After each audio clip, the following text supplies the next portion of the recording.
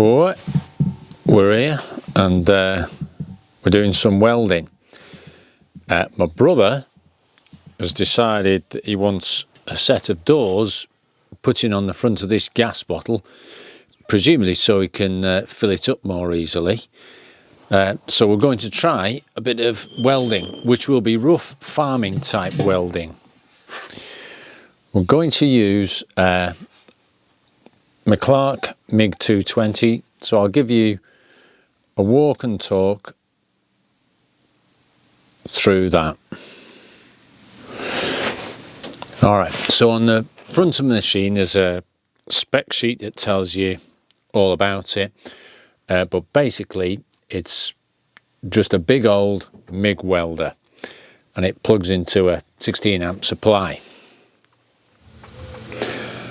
Up from the consumer unit we've run a single radial circuit that takes this big blue sucker of a socket. The machine's got a Eurolance connection for the MiG torch, and the good news is you can just change these round easily. The earth plugs in right down the bottom, and I'll put a decent size pair of clips onto that. So I've got a good earth connection and we've got a replaceable torch, for want of a better word, and you can replace the lining in the center of this as well as the whole thing, and you can get consumables for it as well. Okay, so these little springs that attach and keep the shroud in place, get those from eBay. The wire runs through a tiny tip that unscrews off, so it's got a 0.8 tip, 0.8 wire, and there's my shroud back on.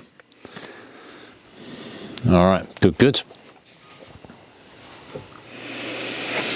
So we went locally to Hobby Weld, that's in Richmond, who sorted us out with a bottle of carbon dioxide and argon mix. I've modified the back of this machine so I can put 2 cylinders on, and I've got just a pure argon cylinder for when I have a go at aluminium welding. I have very little welding experience. I had a bit of a job connecting the pipes up to the machine itself, so there's a bit of a Frankenstein connection, but anyway, it's working, so stuff it. Just remember when I finish to turn the gas off. I keep forgetting now. We'll have a look inside the cabinet up inside and see what that looks like. So coming to the side of the machine, you've got an enclosure box, and inside the box you've got your wire feed and your rollers where you set your wire coming through to push out of the torch. Okay, so good. That's a 5 kilo spool of mild steel wire, and this can take a much bigger size. It can take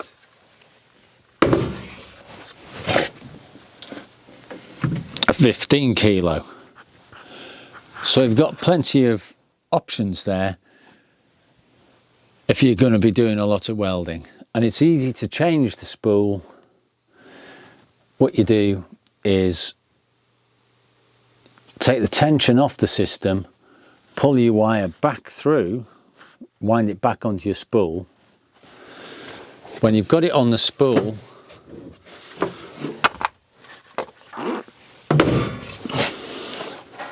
make a big thing of tying it on, because if you untie that, it twangs back round at you.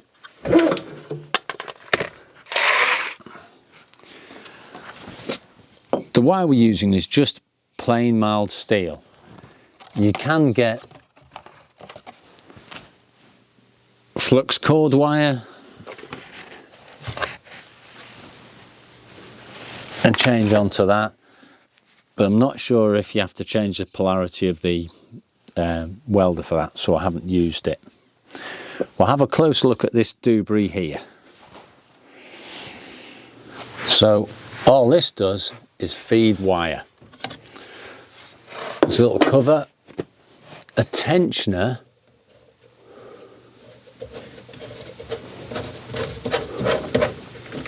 which swings off, and you have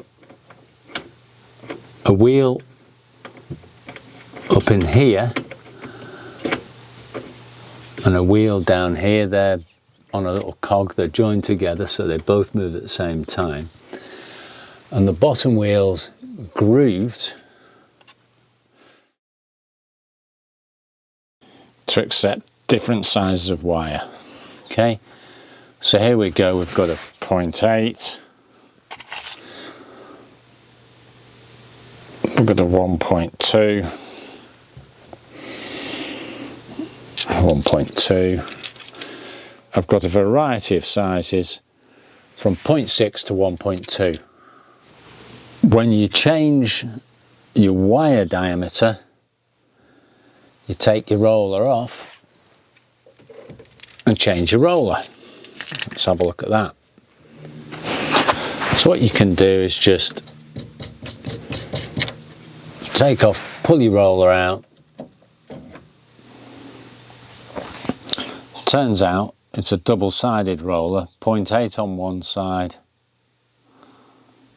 0.6 on the other. So I'll set the 0.8 side back up on the driver. So setting it up on the drive wheel, 0.8 to go on there. That's on. That looks good. We'll put the lock nut back on. It's just a little screw that goes on there.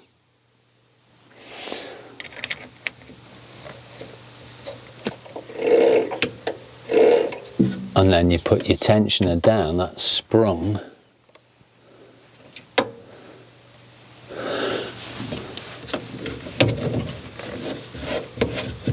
And depending on the tension,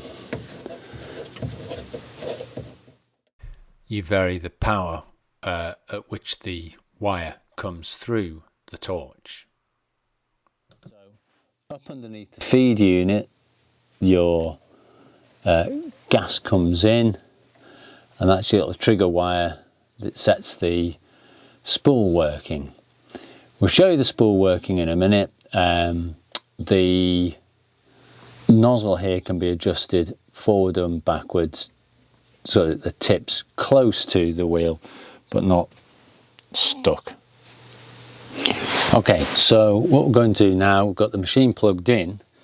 My earth is way out the way. I'll turn it on, fan will kick in, there's the fan, and when I pull my trigger, wire comes out. When I start welding, I'll only have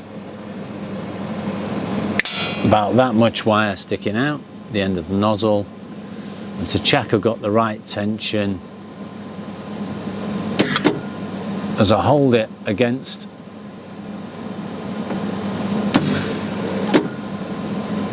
the cabinet, it's pushing the handpiece away. So when I pull the trigger, it pushes my handpiece away from a solid surface. The wire's moving freely,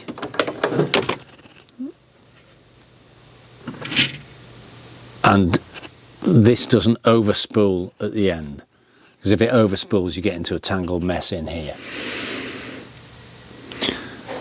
When the wire's feeding on, you also set the tension on this spool here, and that's too loose, low track. just by twisting the tensioning screw, and it wants to pull out reasonably easily. There's a dodgy looking piece of old tube that just happens to fit, so he goes over there's a clip there, so I take that down to the flat and he can go on there. And there's a little notch in this second piece of tubing.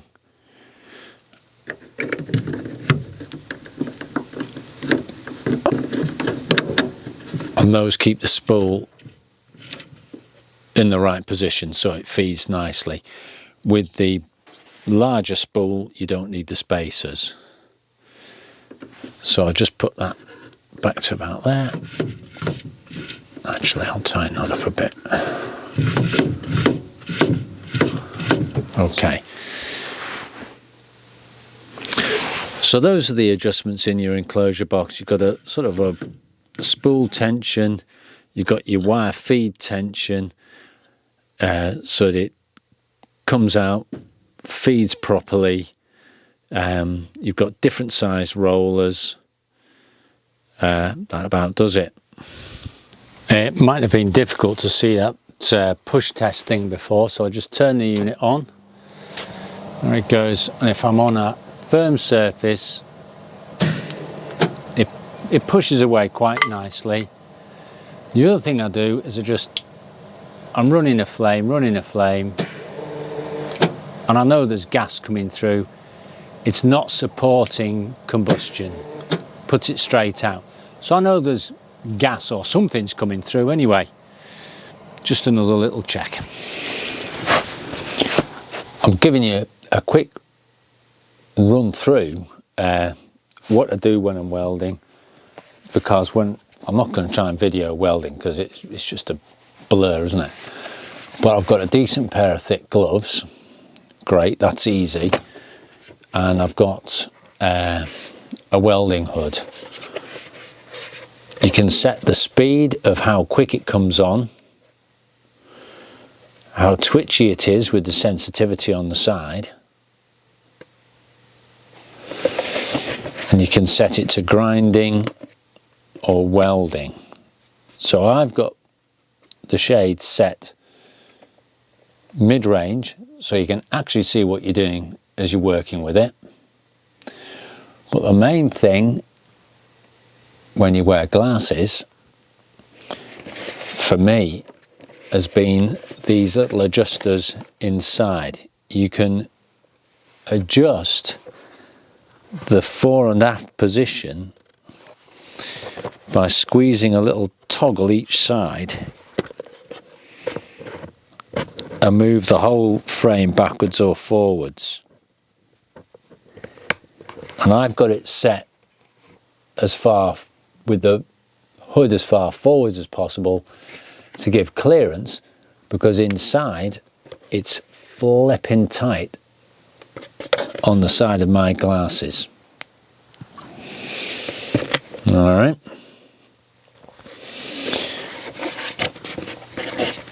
There's a set of batteries inside which clash with the side of my glasses, and it's a right pain.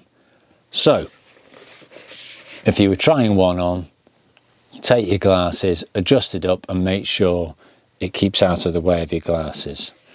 When you get them, there's a protective film on, peel it off, inside and outside. This type of helmet automatically comes on and off when you're welding with it. One of the things I've always got handy is a sparker, so that I can see that the welding helmet's actually working. So I'll give it a flash with a sparker. That'll close down and shut off the filter. So I check it's working with a sparker, because when I tried welding first time it wasn't working, but I didn't realise that. It was a bit bright. I've draped fire blankets along the sides of my benches because it doesn't take, when you're welding, there's splatter coming all over the place, and it doesn't take much to set things on fire. So these were the biggest fire blankets I could get from wherever it was, Screwfix. Okay, we've made a start. We've cut back to clean metal, stripped off the zinc plating off here. I'm set up, I've got my little hammer so I can have a dink at things. I've got my sparker, I can check that it's all working. I've got a range of mold grips, but can't get those on here. And there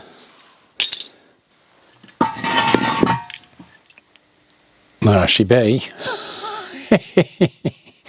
So it's making a noise like frying eggs.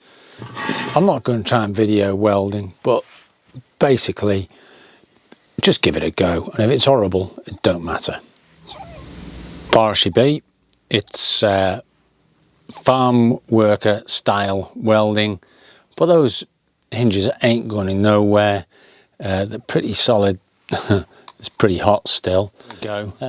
Looks good. One thing I always do, I turn the unit off all the time, on and off, because I don't know if it's this torch in particular, but I'm always turning the unit off between uses, because this is on a hair trigger and it just fires off super quick. Right, there she be, the Clarke MiG 220E, and I've whacked on a couple of hinges so my brother can slice this open and make a couple of little doors, get the gas in. Wow, I'm gone. That wasn't too tricky.